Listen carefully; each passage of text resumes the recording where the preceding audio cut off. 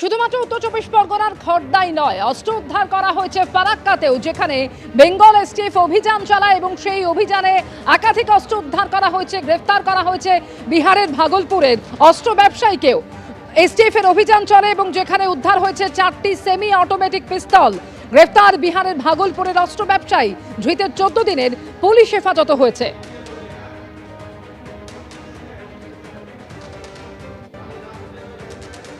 ফারাক্কার হোটেলে তল্লাশি চালিয়ে উদ্ধার করা হলো 4টি সেমি অটোমেটিক পিস্তল।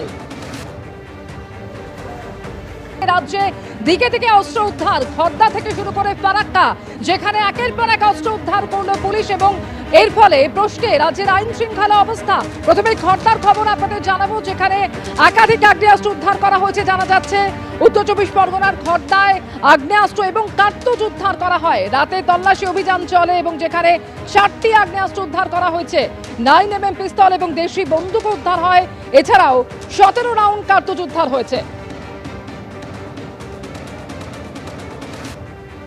সমীরণ পাল এই মুহূর্তে রয়েছেন আমাদের সঙ্গে টেলিফোন লাইনে। সমীরণ, নাইম আনসারি যাকে গ্রেফতার করা হয়েছে এই ঘটনা এবং যার কাছ থেকেই এই অস্ত্র উদ্ধার করা হয়েছে, কি জানা যাচ্ছে?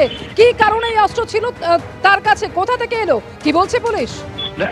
দেখো, নাইম আনসারি ওরফে নেপালি, তাকে গ্রেফতার করে আজকে ব্যারাকপুর মহকুমা আদালতে পেশ করা হয়েছিল এবং পুলিশের পক্ষ থেকে নিজের হেফাজতে যে আবেদন জানানো হয়েছে। ব্যারাকপুর মহকুমা আদালত তাকে 10 দিনের পুলিশ হেফাজতের নির্দেশ দিয়েছে।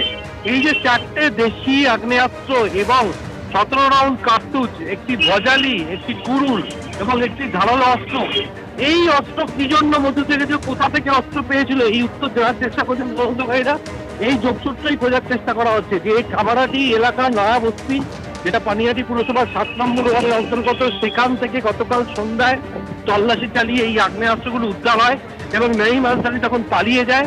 আজ ভোর রাতে তাকে সোদপুরের ধানকল থেকে গ্রেপ্তার করে খড়দা থানার পুলিশ।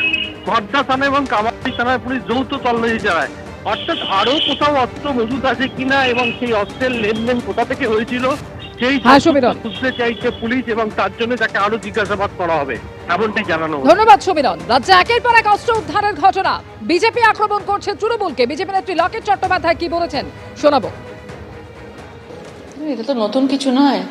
পশ্চিমবাংলায় মানে মানুষ খাদ্য সবকিছু সামগ্রী সেগুলোকে স্টক করে রাখে, আর এখানে পশ্চিমবাংলায় ভোটের জন্য, মানুষ মারার জন্য বিভিন্নভাবে অস্ত্র, বোমা, গুলি, বারুদ, বন্দুক পুরোপুরিভাবে জোগাড় করে রাখা হয়। তারা ভয় দেখায়, হুমকি দেওয়ার রাজনীতি চলে। যেভাবে ভোট করানোর আগে যেভাবে মানুষকে ভয় দেখানো হয় এবং মানুষ মারার হুমকি দেওয়া হয়, এবং সেই জন্যই এবং এই ধরনের ইল্লিগাল অস্ত্র কারখানা পুরো পশ্চিমবঙ্গের মানে পাড়ায় পাড়ায় রয়েছে। আমরা কেউ জানতেই পারি না, সামনে একরকম দেখি, পেছনে একরকম দেখি, এবং পুলিশের সামনেই অস্ত্রের চোরা কারবার চলে এবং পুলিশ এটার মধ্যে পুরোপুরিভাবে জড়িত আছে। শাসক এবং পুলিশ দল দুজনে তালে তাল মিলিয়ে একসাথে হয়ে এই অস্ত্র কারখানাগুলোকে, চোরা অস্ত্রের কারখানাগুলোকে চালাচ্ছে। আমার লোক এই কারোর লোক এটা অভিযোগটা করছে কে?